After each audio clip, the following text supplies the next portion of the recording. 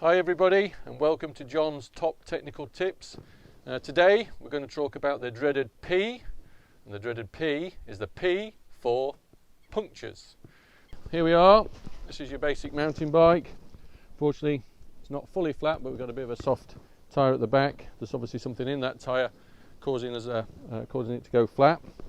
In order for us to do the repair, the first thing we need to do is drop the bike down onto the smallest ring or the heaviest gear, because then it's the easiest for us to get the bike off, to get the wheel off, and we'll know exactly where to put the wheel back on when we put the wheel back onto the bike. Perhaps not the best idea, but for purposes here we're going to turn the bike upside down. It is a bit of tarmac here, so if you've got expensive saddles or grips, you might not want to do that. You might want to put a bit of cardboard down or some rags underneath, or do it on the grass. Undo the quick release, pull back the rear mech, and the wheel will just come on out. Okay, so once we've got the wheel out, we undo the dust cap, and on this case we're just going to deflate the tyres slightly. We've got some tyre levers here, set of 3. Tyre levers generally come in sets of 3s. We'll just use the little prong to let some air out of this tyre. So tyres, some will be easy to remove, some will be hard to remove. The best thing to do if you get yourself a new bike or you've not done a puncture before is try and take the tyre off in the comfort of your own home, because there's nothing worse than trying to do a trailside repair and not having either the skills or the technique to repair the puncture. So once your tyre's off, and this one as you can see came off really easy, we simply take out the tube and pop it to one side. So at Wight Cycle Hire we actually use slime filled tubes. This is slime and we fill our tubes with it. It's a puncture prevention solution. It's full of little fibres, so they basically heal over the hole in the tube. Unfortunately it hasn't healed this one, so let's find out what's yourself. So when you're checking tyres for whatever's in there, go around gingerly, because it could be something very sharp, even to the point of it perhaps being something like I know it sounds awful, like a hypodermic needle. So you do have to be very careful when you're going around the tyre. You don't want to be rushing like a nice big thorn. Here we go, it's a nice little tool, we can pull those out. Let's see what we've got. Woo! Oh, nice bit of blackthorn. Yeah. We always like to go around the tyres twice, because you never know, it might not be the only thorn in there, so don't get excited when you found the first thorn or stone or flint or whatever it is. So once you're happy you've got the offending item out of it, it's time to put the bike back together again and put the tube on. Some tyres will come with a rotational arrow on them. Direction of rotation, there we go, look, well spotted holes. I told you you've got good eyes, better than me. Okay, so obviously that's the direction that we need to put the tyre on.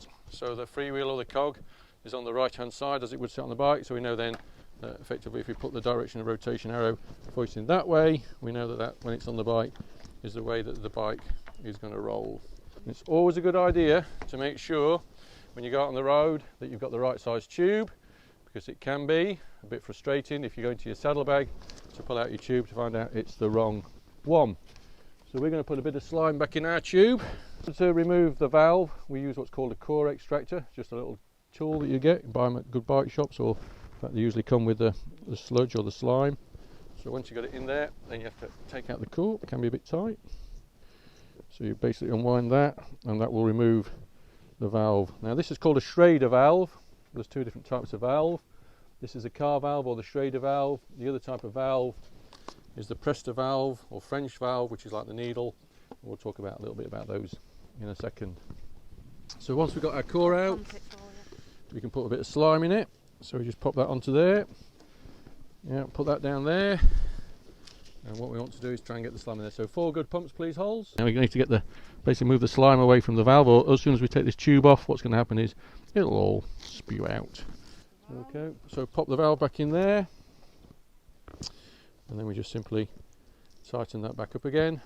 Okay, so once we've got the slime in the tube, then we partially inflate the tube, because what we want to do is give the tube a little bit of shape before we put it back into the tyre.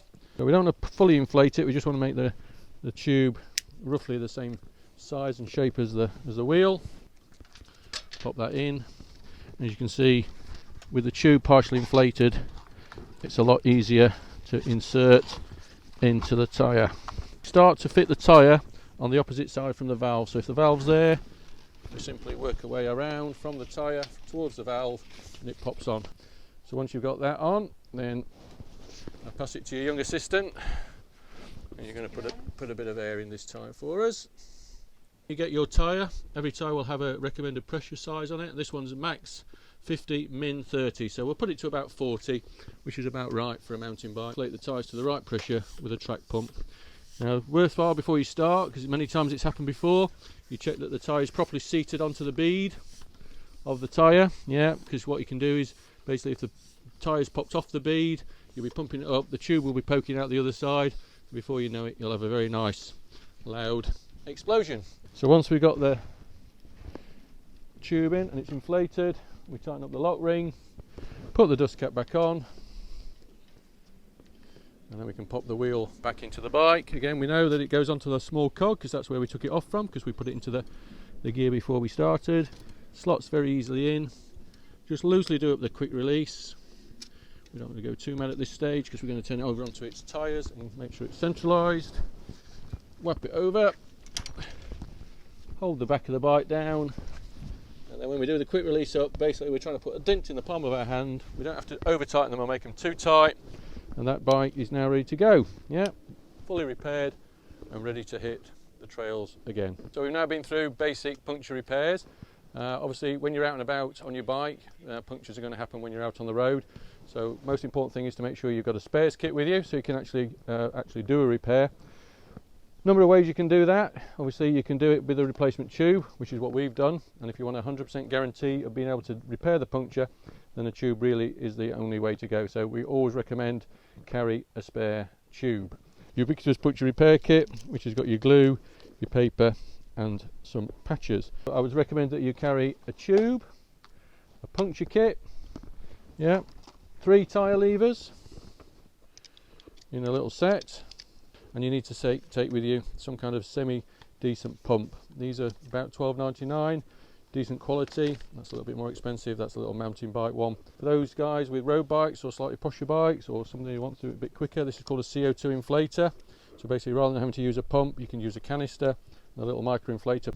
Carry things around, little tool bag. You might also want a little multi-tool. And for those of you with precious nails, you might want to put yourself a little latex or rubber glove in there to keep it protected.